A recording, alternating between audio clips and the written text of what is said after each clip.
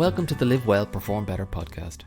My name is David Duggan and I'm the director of Below the Line, an Irish-based consultancy specialising in helping people, teams and organisations raise their levels of consciousness, inner potential and performance. I am part of a team made up of experts from the worlds of business, elite sport, adventure and health and well-being. We are coaches, mentors and advisors to some of the world's biggest companies and organisations, as well as smaller businesses, entrepreneurs and people looking to make their mark in the world. Our guiding mantra at Below the Line is live well, perform better. What does that mean, you might ask? Good question. Maybe the easiest way to describe it from our perspective is finding the formula that works for you when it comes to things like looking after your physical and mental health, running your business, developing your career, leading your people, or simply being able to show up as brilliantly as possible into your own life, both for yourself and those around you. That's why each week I sit down with a member of our team or an invited guest for a conversation that focuses on the question, what do the words live well, perform better mean to you? This question is a way into exploring with people from a range of different backgrounds, industries and disciplines. What are the practices, techniques, habits or ideas that they use to help them to show up and be at their best in all areas of their lives? Whether that's as CEOs, leaders or managers, or as parents, family members or friends. We keep it short and sweet so that you can extract all the good stuff and get on with the rest of your day and hopefully put some of our knowledge, experience and expertise into play for yourself. This week I am delighted to be joined by another very special guest, Dr. Senem Mohan. Senem is a storyteller, scientist and consultant who is passionate about exploring authentic ways of communication. Hailing from Turkey and now living in Ireland, Senem spoke to me about her transition from an academic and researcher to a performer and artist, and how she now combines her passion for science and storytelling in working with individuals and organisations to help them better understand themselves, their work, and the true nature of their purpose. This is a must-listen conversation for anyone looking to understand the role of stories and storytelling in helping us make sense of our lives, what we can learn about change and growth from observing nature, as well as the power and potential she has found in reflecting on ourselves, our work and our businesses through the prism of the four elements of earth, water, air and fire, and what she believes they can reveal to us about who we are, what we do and how we as people come together in organisations to achieve things. You can subscribe at www.belowtheline.ie, where you can stay up to date with our podcast as well as our exclusive online events and sessions, including our Press Pause coaching community. Thanks for listening and see you next week. You're someone I know and have known for a couple of years, but I don't know you that well, relatively speaking. So I'm really looking forward to this conversation, just to get to know you even more and better. But what I traditionally ask as my first question on these podcasts is, can you just tell me why do you do what you do? Because that usually gives us a sense of your story and what's brought you to us having a chat here today. Thank you, David, for having me here. I'm originally from Turkey, and I grew up in Istanbul. I studied chemical engineering at Istanbul Technical University, and then did my master's in material science and engineering and molecular biology and genetics. And I also did my PhD in these subjects and became an expert about nanobiotechnology. So I had the privilege to work in a level that beyond our perception at the atomic and nano level. And I also had the advantage of working with scientific, cutting edge science equipments and really good mentors. So I'm coming from academic background, but besides my academic career, I have worked as a performing artist, director and consultant for over 20 years. My life was split when I was at university between science and art. During daytime, I was a scientist, and in the evenings, I was an artist. And it kept going in like this for a long time. till I decided to quit academy, because I loved science. I still love science, and I am a very curious person. And doing this experiment, doing the research, and finding out new things, it was great. But on the other hand, I am a social person, and I didn't want to spend the rest of my life in a laboratory socializing with the proteins. You know, I would love to socialize with human beings, I would say. And that's why I decided to quit academy and just, yeah, be an artist.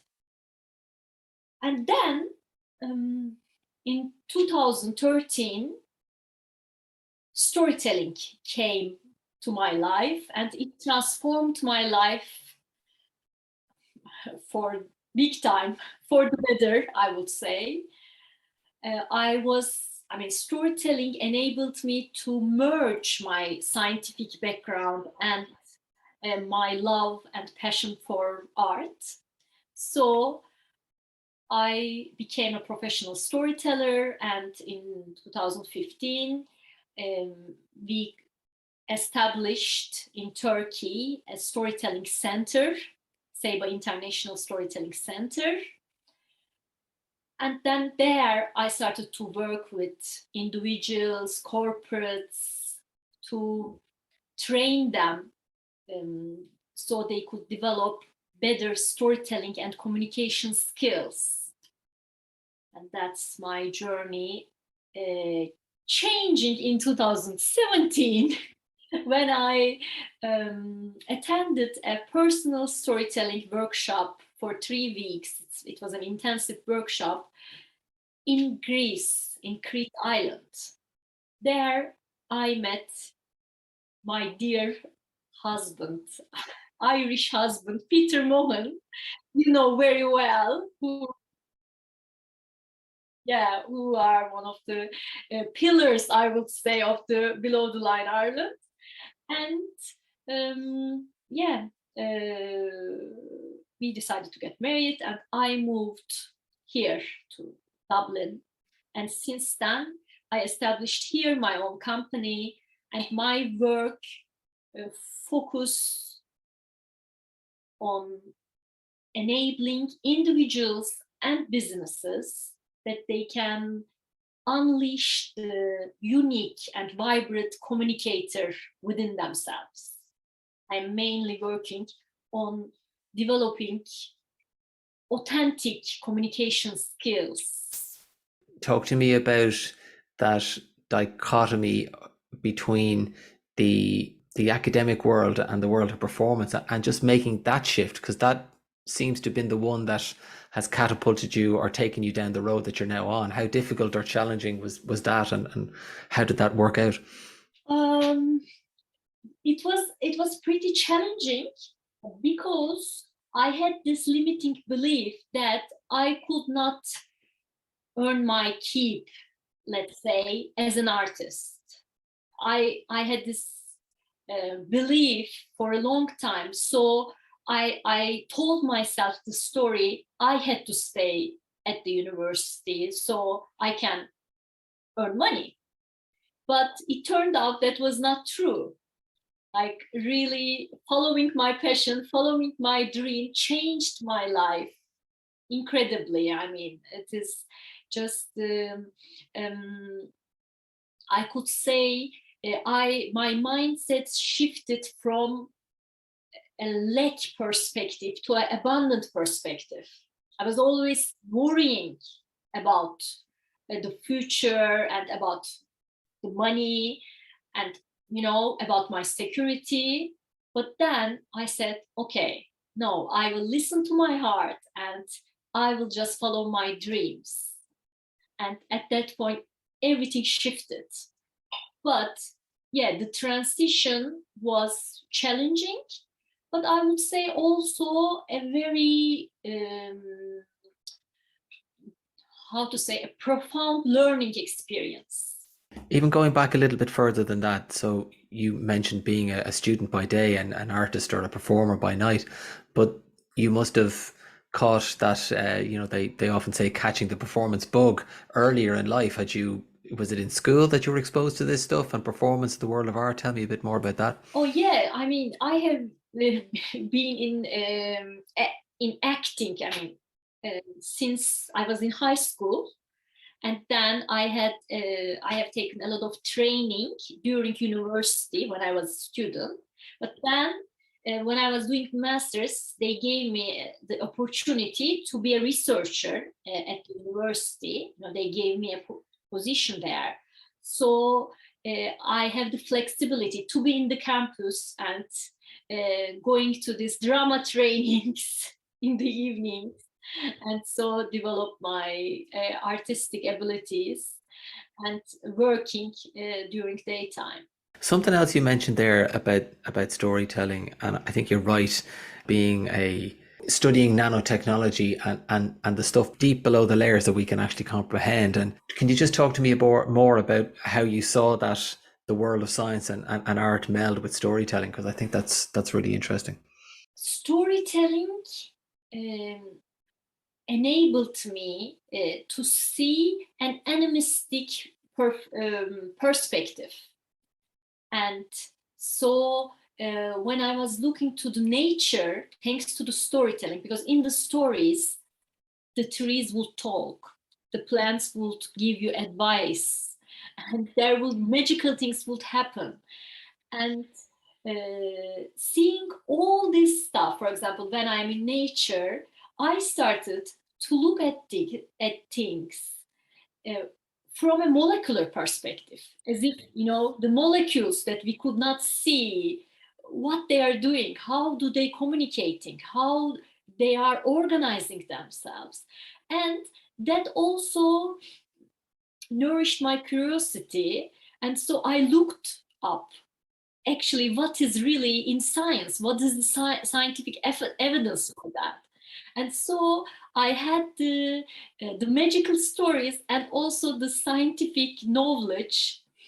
And yeah, now I am trying to merge them more in my work. For example, I have written a children's book for, I mean, it's in Turkish. And I mean, since my childhood, I am obsessed with two questions: why and how. You know, my chemistry teacher at high school, he was really getting annoyed with me because I was always, he was saying one thing and I was, why is like that? How is like that? And, you know, just, I was really curious about why and how things happening in life, especially, let's say, looking it from a chemistry and biology point of view. And that's I then asked this question in my book, which is the name of the book is Why, because there are also origin stories that people thousands of years ago they asked to understand the world, to create a meaning of the world.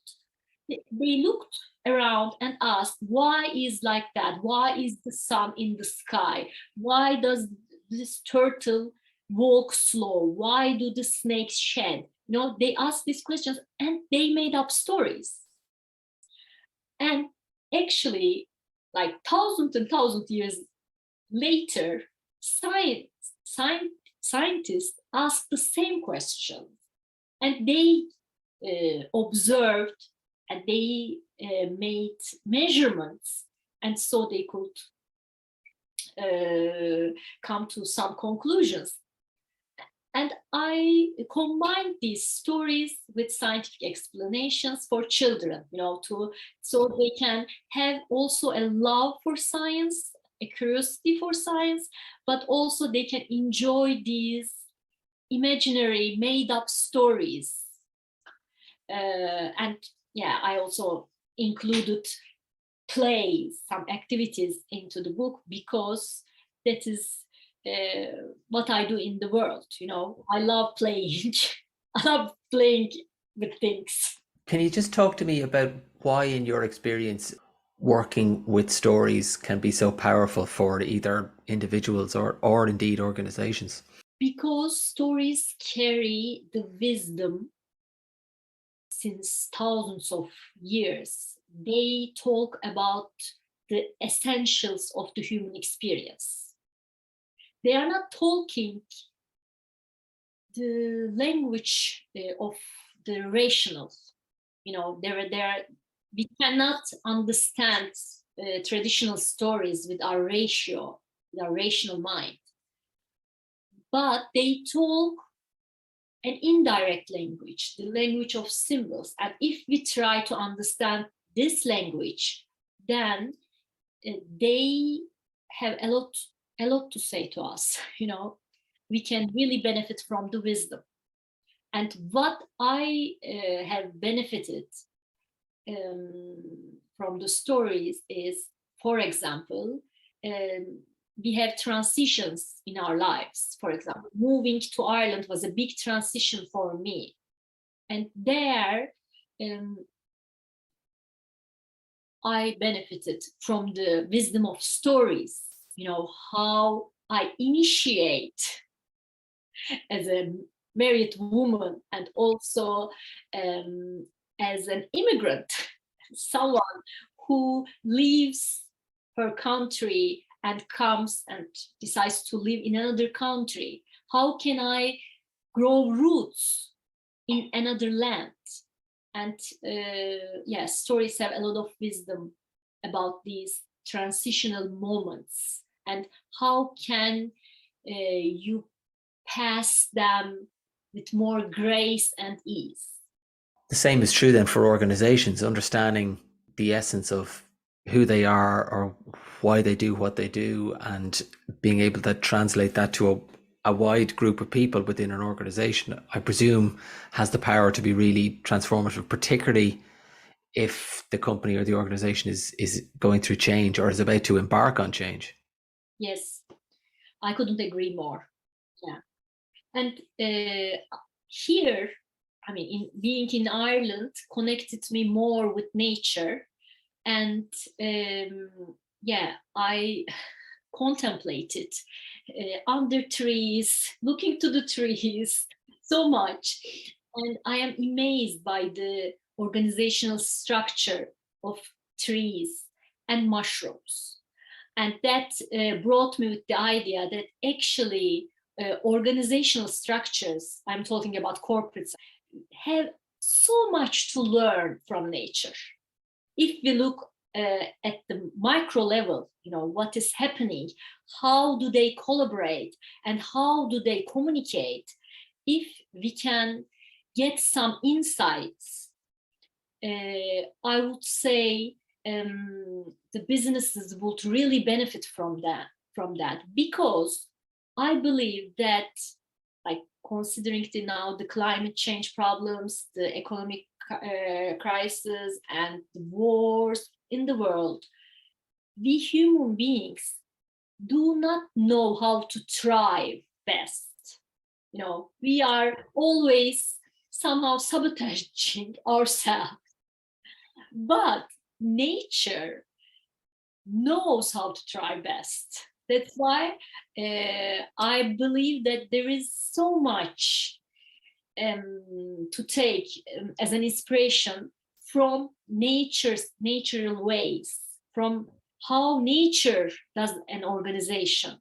And I think, I also believe new generation businesses will go this way. It might now sound a little bit, at the edge. it's not very common, but in the years following, hopefully more businesses would dare to connect with nature and get their inspiration from nature, so they can also adapt their organizational structure more flexibly and more, how to say,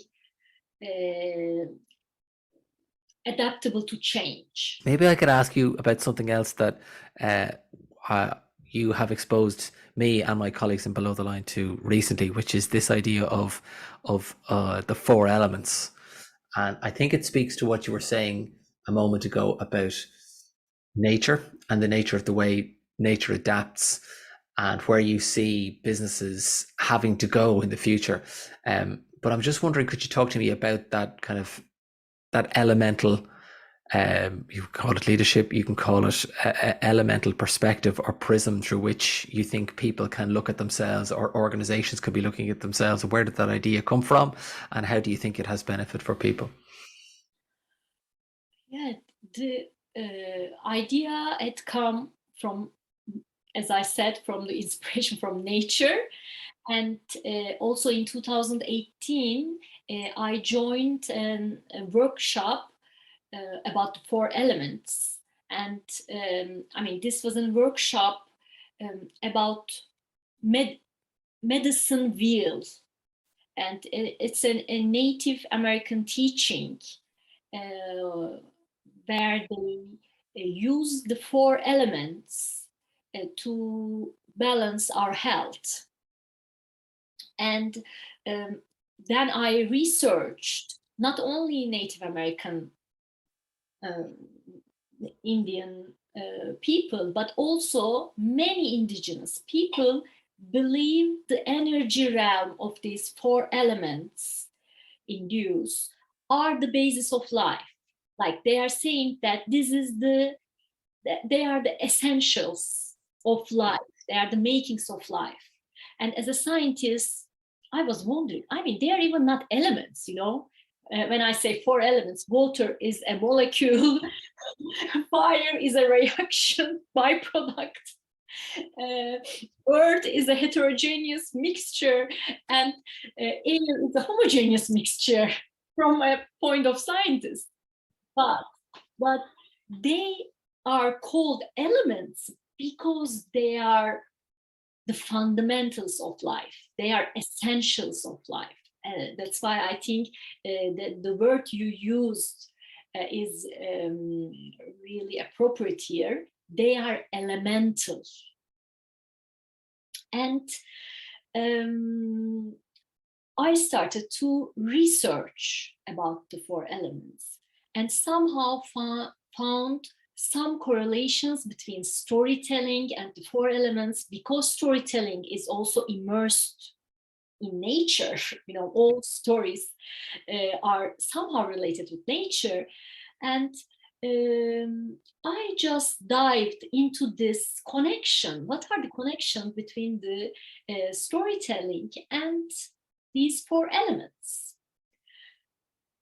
It turned out that according to this medicine wheel, each element represents or somehow energetically connected with an aspect of our being.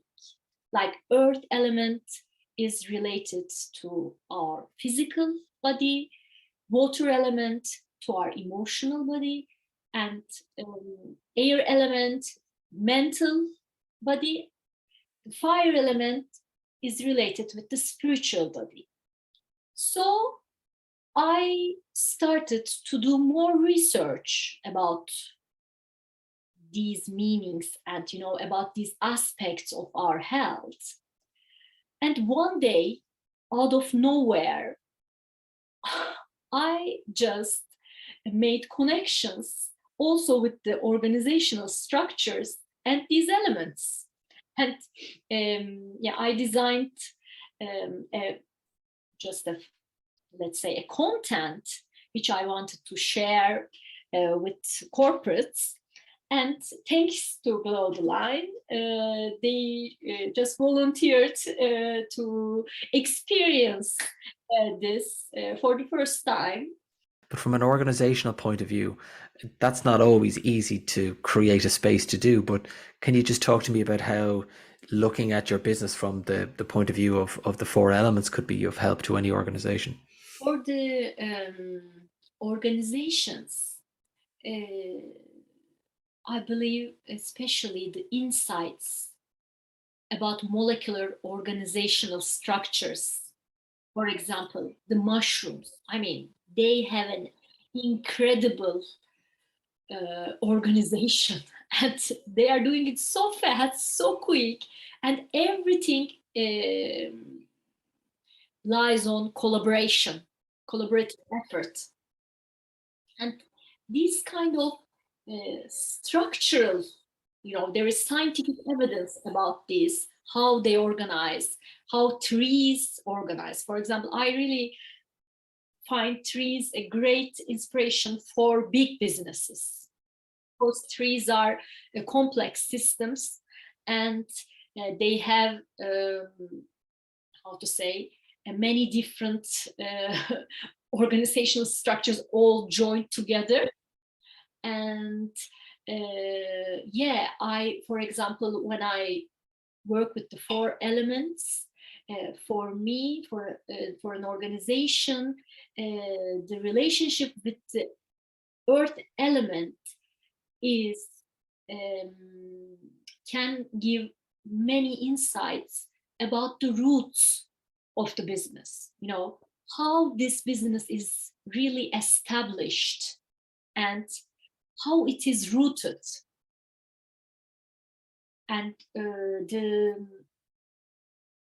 for example, with the air, it is about their future prospects, because how they would like to open up themselves, go beyond themselves, because it is all about this mind intelligence and how they interact with other intelligences around the world.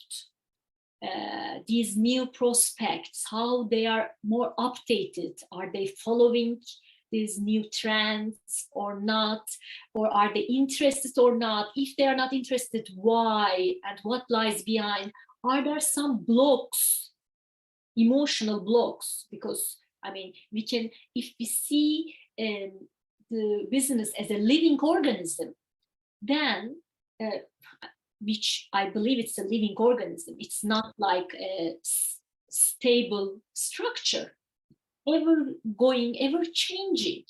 And so what will happen, for example, if there is some emotional block? For example, it can be a conflict between the colleagues or between the departments. There could be a tension. And how to dissolve this? Because things change in nature through dissolving, not through pushing. We are the ones who are just ripping out things. But nature does not do that. Nature is more gentle, more purposeful, I would say, while going. And I think we really need to learn how to respect this intelligence, the natural intelligence. And what can we learn from it?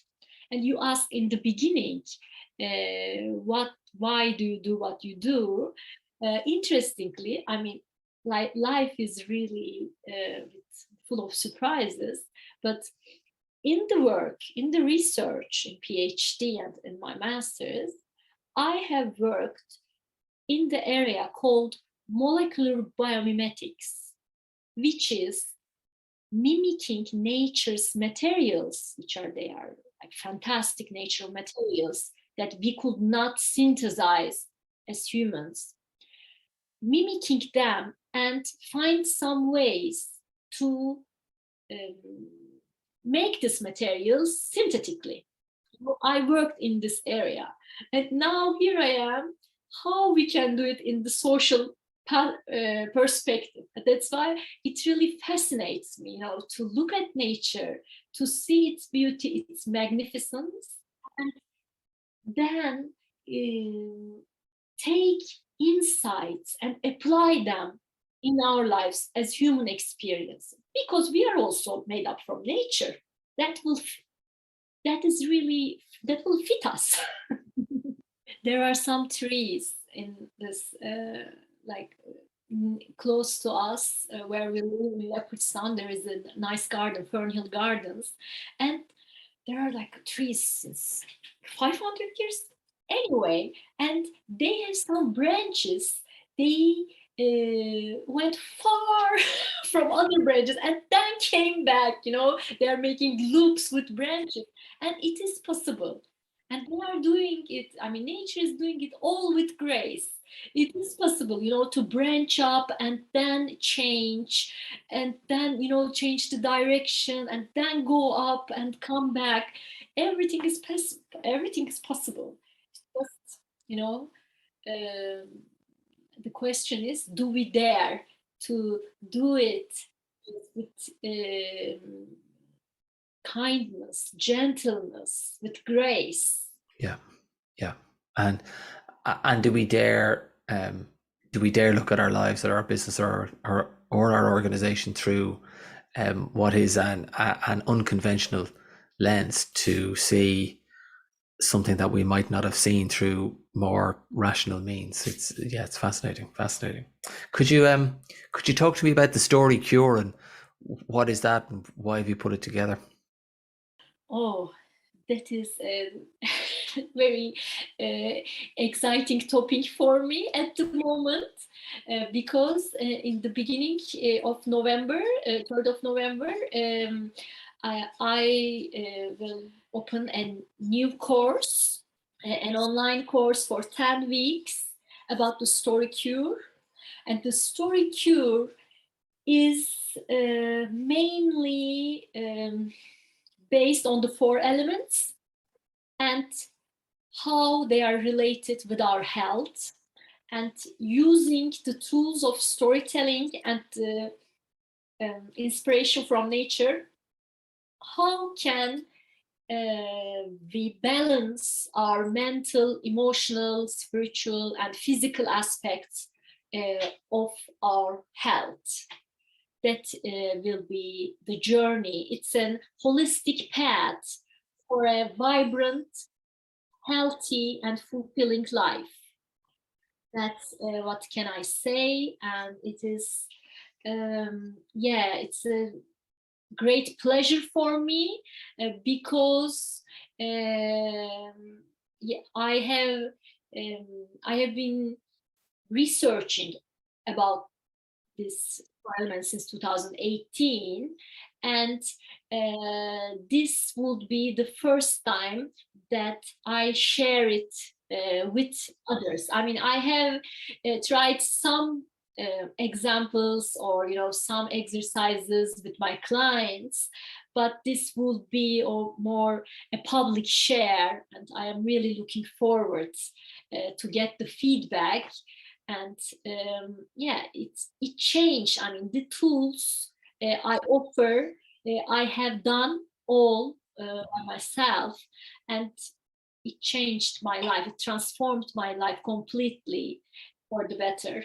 And I do hope that also this will be a transformative journey, a healing and learning journey for others. And it will definitely be a joyful journey, because there is a lot of play in it. there is a lot of games in it.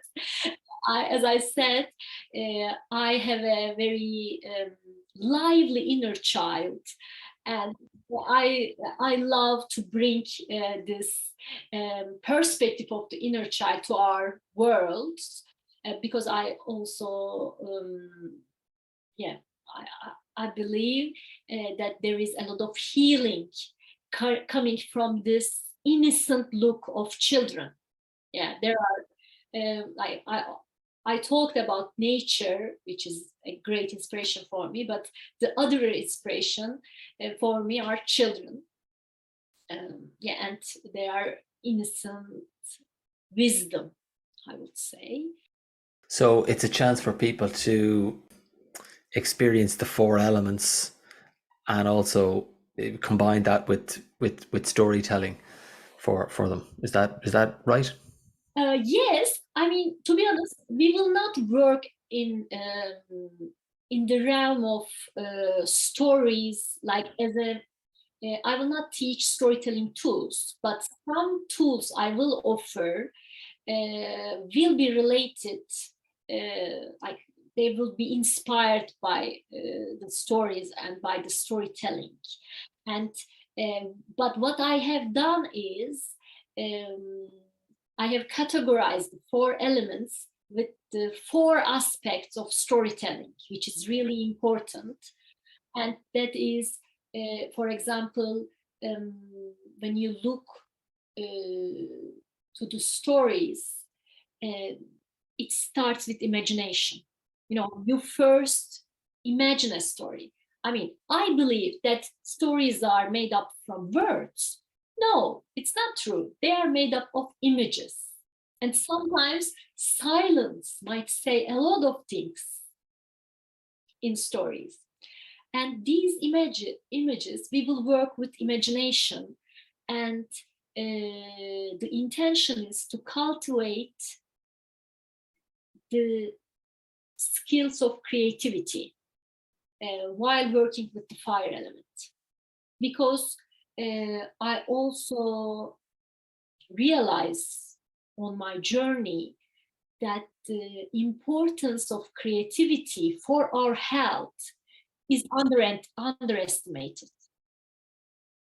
There are a lot of creative blocks that actually turn into physical manifestation in our bodies as a disease. That's why I would like to open up this creative flow, so it can be also, it can positively affect our physical health. That would be, we will work on creativity, we will work on flow with the water element, and we will work on resilience with the earth element, and the flexibility of our physical body.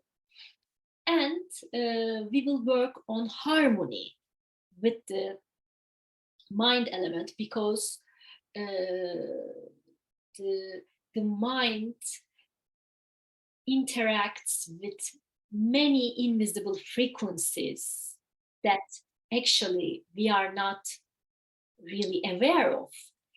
And if these frequencies are unstable, just, we had a very scattered mind. And to align these frequencies, for example, meditations would be suggested. That is a way. But I would offer different methods to have a more harmonic mind flow, let's say, mental flow, inspired from stories. Especially, we will work with the inner narratives, or as Ian Kingston, I'm sure a lot of people would know Ian too, as Ian Kingston would say, how do we carry our inner stories? Like, we will work on this topic at the air part. I wanted to ask you, because you mentioned nature, so you seem to, listening to you, take an awful lot of inspiration and just guidance from nature. But I'm wondering, who might be the people that you look to for guidance or inspiration? That could be authors, thinkers. I think for anyone listening to this, that they'd be very interested to know, well, where do you turn for, some inspiration or fresh perspectives in your work?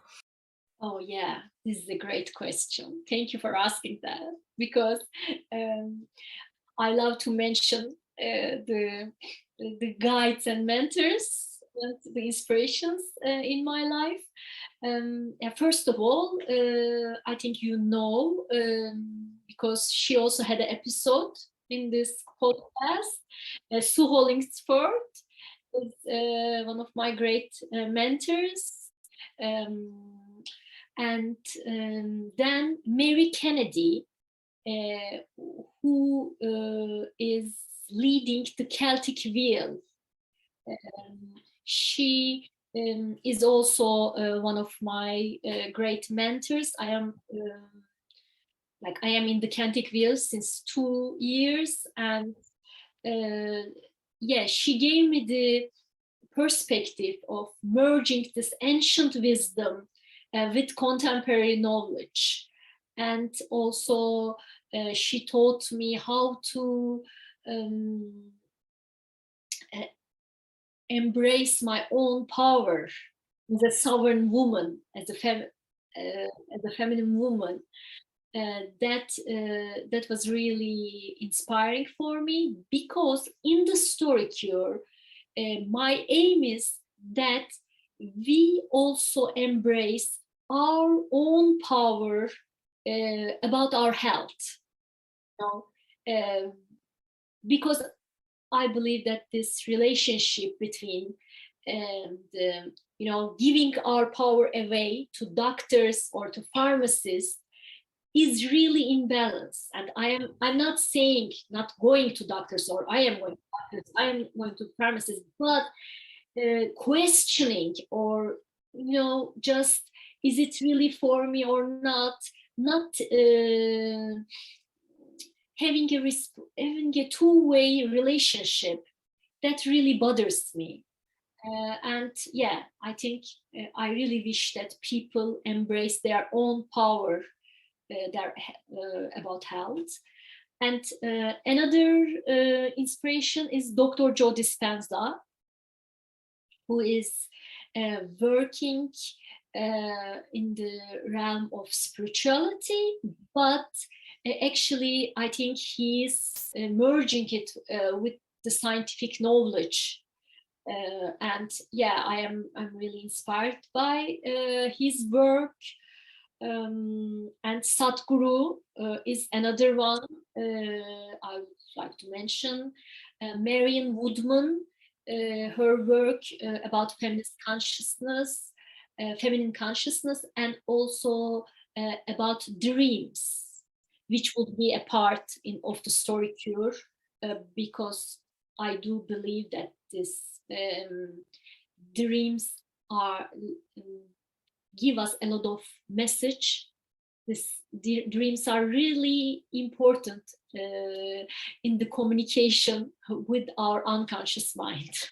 Plenty for people there to be examining and studying and looking at. And then lastly, Senem, just where can people find you and get in contact with you if anything that they're hearing today is sparking curiosity or interest? Yeah, they can reach me from my website, senemdonatanmohan.com is my website. And I'm active in Instagram and in LinkedIn. Yeah, they can connect me through those. Great.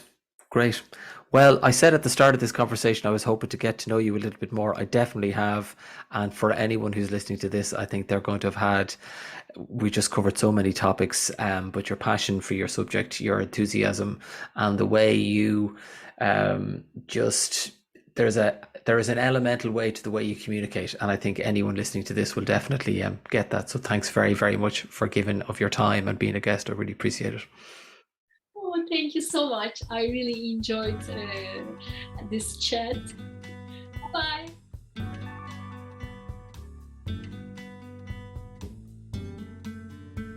Thank you so much for listening to this week's conversation. We hope you enjoyed it. If you like what you heard and you want to stay in touch with us, then please head over to www.belowtheline.ie to subscribe to our mailing list and to explore our upcoming programs and events. Until then, take care and see you next time.